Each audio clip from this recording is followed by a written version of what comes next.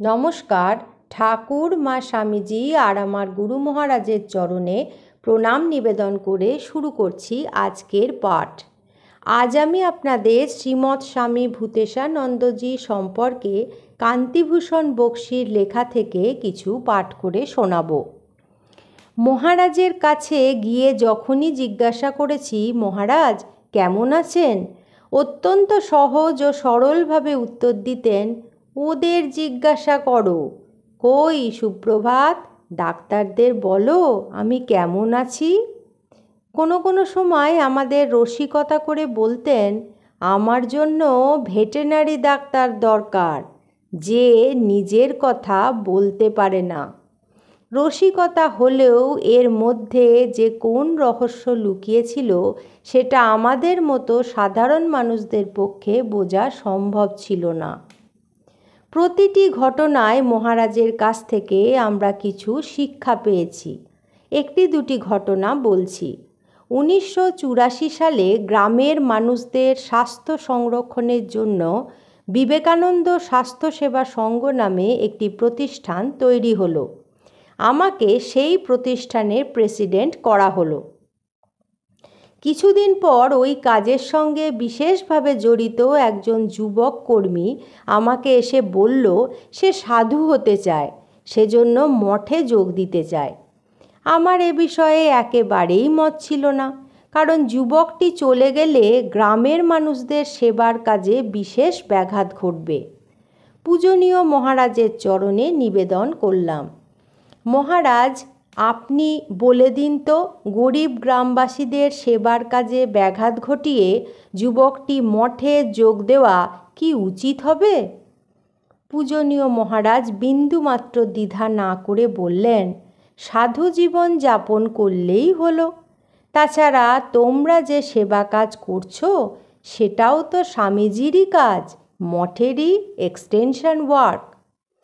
তারপর সংসার ছাড়তে হবে কেন? তার জন্য সংসার ছাড়ার কোনো দরকার নেই। সেবাযোগের সেই উপদেশটি ওই যুবকটির এবং আমাদের সকলের কর্মজীবনের পাথেয় হয়ে রইল সারা জীবনের জন্য। আরেকটি ঘটনা। একদিন আমি মহারাজকে পরীক্ষা করছি। মহারাজ হঠাৎ বললেন, তুমি যেমন নরম মানুষ, তোমার স্পর্শটিও তেমনি নরম। আমি তখন বললাম, মহারাজ নরম মানুষ হয়ে খুব অসুবিধে হয়েছে, কেউ আমার কথা শোনে না, তাই ভাবছি একটু গরম হওয়ার চেষ্টা করব কি না। উনি তখন বললেন, তুমি কি ভাবছো যে গরম হলেই তোমার সমস্যা সমাধান হয়ে যাবে? সমস্যা বেড়েও যেতে পারে।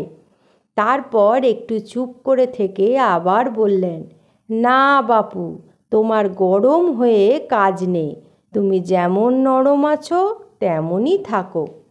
ব্যাস, আমার গরম হবার স্বাদ চিরতরে মিটে গেল। মহারাজের সংস্পর্শে এসে ক্রমশ আরও নরম হয়ে গেলাম। এই উপদেশের মধ্যে দিয়ে বাস্তবে দৈনন্দিন জীবনের জন্য একটি মস্ত বড় শিক্ষা মহারাজ আমায় দিলেন। মহারাজের সঙ্গে পুরী গেছি। 1 সপ্তাহ ছিলাম মহারাজের সঙ্গে। একদিন সকালে মহারাজের কাছে বসে গল্প করছিলাম, সঙ্গে আমার স্ত্রীও ছিলেন। পুরীতে কোথায় যাব আলোচনা হচ্ছিল। হঠাৎ মহারাজ আমাদের দুজনের উদ্দেশ্যে বললেন, তোমরা কিন্তু জগন্নাথ দেবের মন্দিরে যেও না। মন্দিরের দরজায় যে প্রতিভু আছেন সেখানে প্রণাম করে এসো। মনে হলো সাক্ষাৎ জগন্নাথ দেব তো সামনেই বসে আছেন, তাঁকে প্রণাম করে চলে এলাম। আরেকবার দেওঘর গেছি। বৈদ্যনাথের মন্দিরে যাবার কথা বলতেই মহারাজ বললেন, তুমি কিন্তু মন্দিরের ভিতর ঢুকো না, শরীর খারাপ হবে। বৈদ্যনাথ ধামের চারিদিকে ঘুরে এলাম, মন্দিরের ভিতরে আর গেলাম না। মহারাজ যখন কিছু বলেছেন বিনা দ্বিধায় না তা মেনেই নিয়েছি। আবার মহারাজকে যখন কিছু বুঝিয়ে বলতাম তিনিও তা মেনে নিতেন। এই প্রসঙ্গে মনে পড়ল, একদিন মহারাজ বললেন, জাপানের ভক্তরা আমাকে জাপানে নিয়ে যেতে চাইছে, একবার যেতে দেবে? আমি বললাম, ভগবান কোথায় থাকেন? ভগবান থাকেন মন্দিরে, আর থাকেন ভক্তদের হৃদয়ে। আপনি তো মন্দিরেই আছেন, ভক্তদের হৃদয়েও আছেন।